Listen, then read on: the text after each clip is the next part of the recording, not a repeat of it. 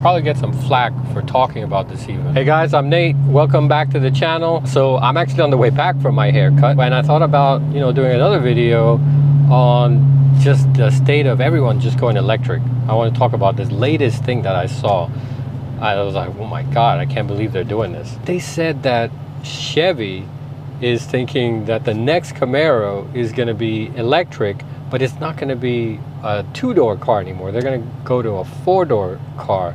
I was like, what? So first of all, I thought sedans were dead. Like, I didn't even think anyone was buying sedans anymore. Everyone just wants crossovers nowadays, which is basically just a lifted sedan, like a sedan with a lift kit. But yeah, apparently they want to take the Camaro to a four-door. I don't know, guys. This sounds kind of weird to me. Maybe it's not true. It seems really far-fetched. So we'll see. That'll be a sad day, though, I tell you. So yeah, electric, right? Going electric. I did that video, right, like a few weeks ago, just about the Dodge electric car and what I think, based on the claims they're making, that car is going to have to be, just comparing it to the Tesla. And then one of the things I put in that video is the sound, right? You're not going to get that sound out of an electric car. And funny enough, there was a video that I stumbled across on YouTube of a guy that he basically said, yeah, there's this feature in the Tesla, it's called Boombox.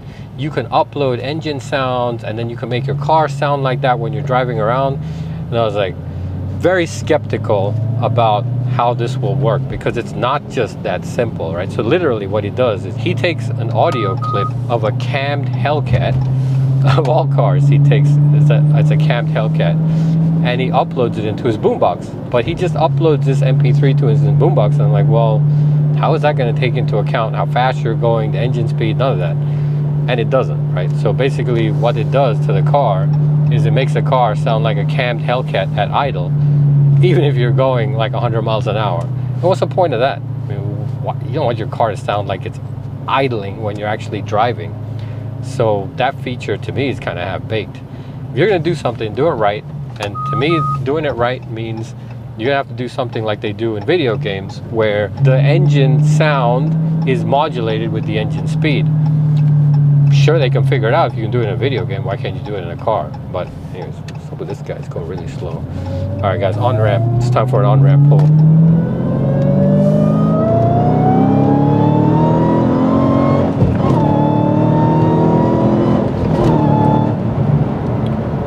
Just pulls. This car pulls and pulls and pulls for days. Jeez. So I think it's going to be interesting what happens with electric cars, like even the fulfillment process.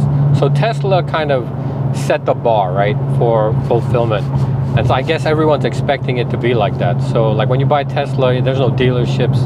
You just go to the Apple store, right? And you like, hey, I want this and I want these options, and here's my credit card, and then I don't know, 3 months later they build your car and they ship it to you, or I don't know, where you pick it up at the mall or whatever, right? So it's like buying an iPhone, essentially buying a Tesla.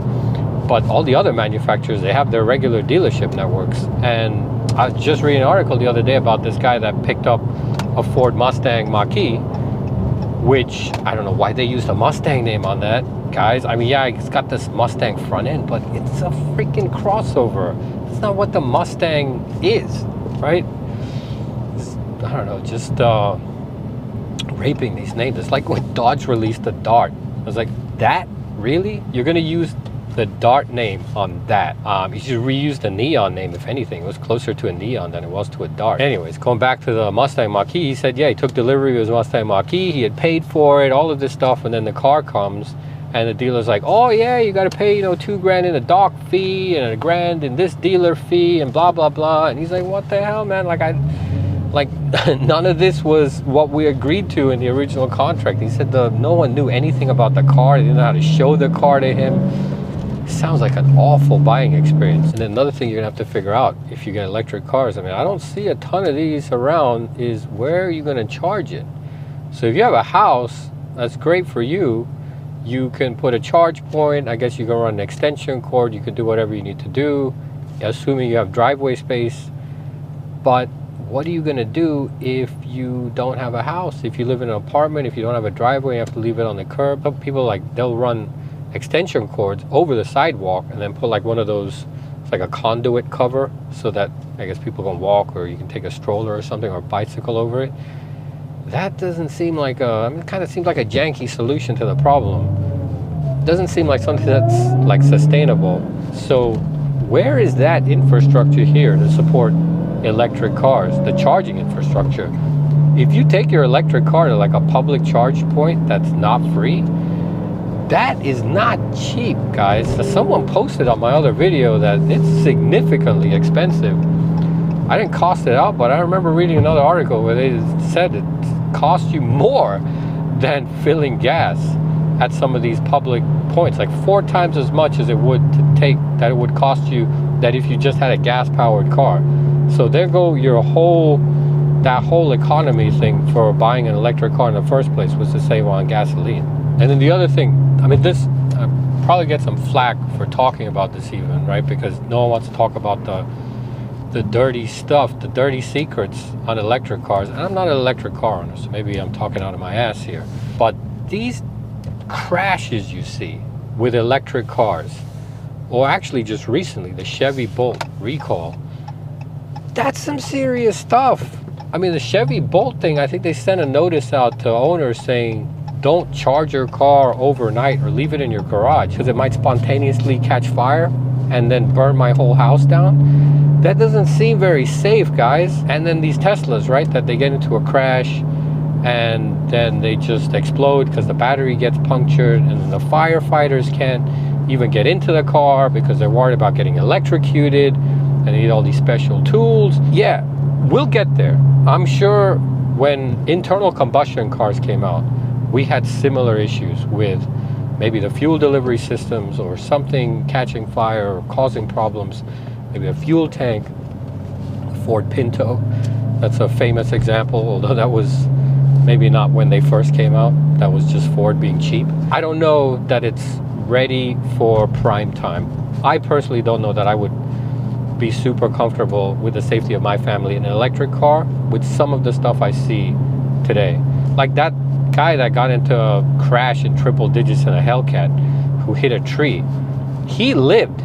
So I mean, that's kind of a testament, right? I'm not sure if he hit that tree in triple digits in a Tesla, if he would have lived. The car, I'm sure, would have been fine. But now if the batteries caught fire and exploded, well, it's gonna burn to death, right? So even if the car itself, the chassis and everything is rigid, that's great.